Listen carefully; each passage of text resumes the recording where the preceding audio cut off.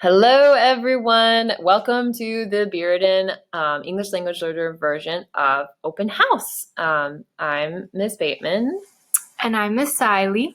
And we're going to go over a few tips and tricks about our classes and how to navigate the different websites that your students will be using this year. So this is Miss Siley and I. We usually are found in rooms 317. I have my third period and 329. And I have my second period and 339. So some of the goals that we have in English language learning, that's what the ELD stands for. It stands for English Language Development.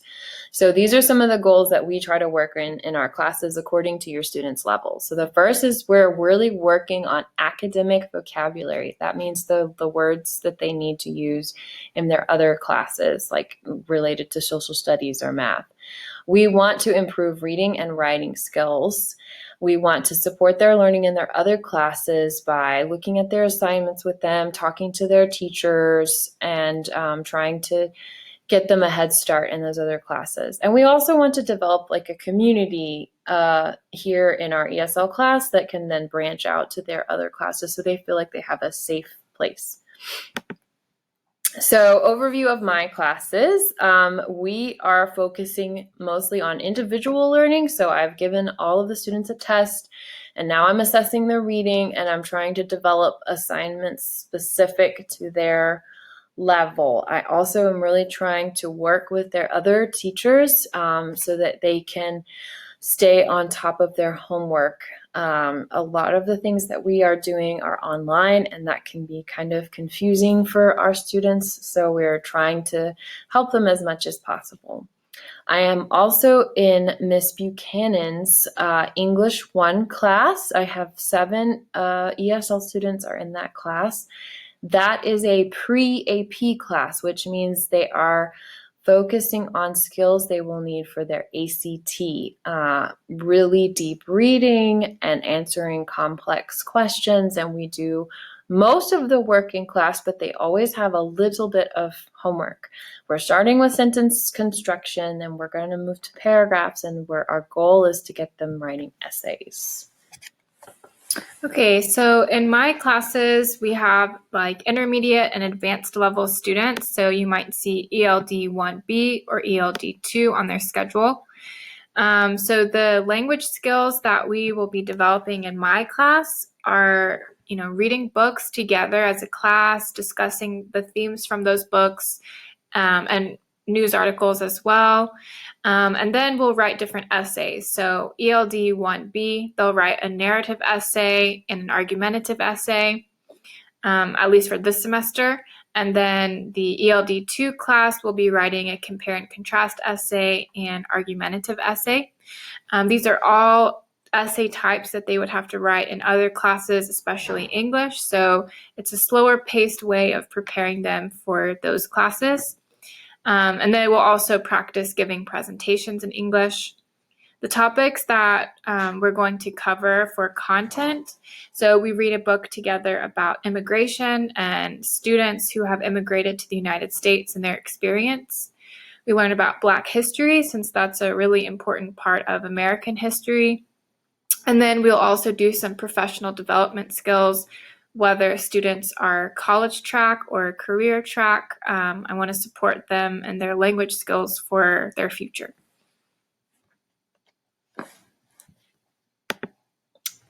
Okay. Oh, sorry, I didn't realize that was. So you may hear something called WIDA testing, and that is a standardized test given by the state that we give to students in the spring. And this helps us to give a score to their language skill. And this helps us to put them in the right leveled class every year. So there's 4 parts to the WIDA test. We have listening, reading, speaking, and writing. We have to take each of those sections on different days. So sometimes it can take up to 2 to 3 weeks to complete all of that WIDA testing. And then if your student is on consult, so that means that they don't have ESL class, they just meet with us once a week, or if they're a waiver student, so they don't have ESL class with us either, then we have to pull those kids out of one of their classes for each language component. And then you have probably received your students' WIDA scores, and this is what it looks like. Basically, the best way to understand those scores is to know that 6 is the highest score they can get in each area. That just means they have a perfect score. However, our goal for ESL is to get a 4.4 composite. So the composite is also called overall, and that's their listening, speaking, reading, and writing scores all together. And our goal is for them to get a 4.4 or higher, because then they would test out of ESL class, meaning their English was so good that they don't need to be in ESL anymore. If they get 3.5 in 3 areas or higher, then they can be a consult student, which means they don't have ESL, they just meet with us once a week. And then a 1 composite would be the low end of the scale. So these scores help us to decide which ESL class is appropriate for the student. Okay, I'm going to show you a little bit about the websites that they will need when they are doing their classes. So it's very important that you have accurate information here at the school, that you have your address correct, email address, phone number, because we send many updates through, especially your email address. So make sure that you have an accurate one here at school. This is your starting point, the Bearden website. Oops. And I'm going to show you, if I can get my video to stop moving, I'm going to show you how to get to those websites on a Chromebook. So all of your students at the top of their screen should have a button that says Student Knox County Bookmarks. So if they click that, these are the websites they're going to use the most often. The first one is just the website I just showed you for Knox County schools. On this website, you can find their free lunch if they need that, their bus stop locator. You can also check the number of COVID cases if you wanted to. You can find the contact information for teachers. You can find information about clubs. So all of that is going to be on the knoxschools.org. Canvas is going to be where the students do all of their assignments for class. You can ask the teacher by emailing them if you can be an observer, so you can see what kinds of assignments are due. So just to give you an idea of what this website looks like, it looks something like this. They will go and find their classes here, and they can click on their class. So for instance, this is my English class. And a lot of the teachers will have links that they need on the very first page. Some teachers even have a calendar of everything that is due. For instance, Miss Buchanan in my English class that I'm helping with, she has a calendar so you can see exactly what is due on each day. And if you click the link, it tells you what to do. Okay, the next website that we will use a lot is their student email. They can click this and it should log them in directly if they need to email their teachers. This one will take you to Aspen. You can have an Aspen login as well. I think you can request it right on the actual page. Oh, this is not what I thought it was. This one is Aspen. I think there is a way for you to request access. If you say request an account, there's some email questions so you can check their grades. And this is also important if you want to make sure that your addresses are correct and your email is correct. The last one is important if we, for some reason, have to close because of COVID.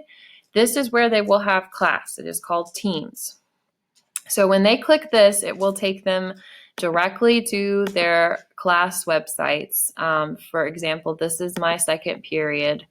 And they can message me on this class. I often post work for them to look at or messages. And then when we have a meeting, there will be a purple line that shows up that tells them when they are going to meet. So for instance, this is my second period. It's going to meet every day, Monday through Friday at 10:10. So they would just click right there and they would join. Sometimes they also might see things in the chat that they need to do. So just making sure that they log in to Canvas every day to do their work. And if their teacher has a live class with a video, they will need to come to this website. So the last thing we are going to share with you, if I can find our PowerPoint, is just how to get in contact with us. We send out lots of information through Remind. So I'm about to show you how to sign up for that. Like for instance, if we were to go on red where we don't have school, we will let you know on Remind.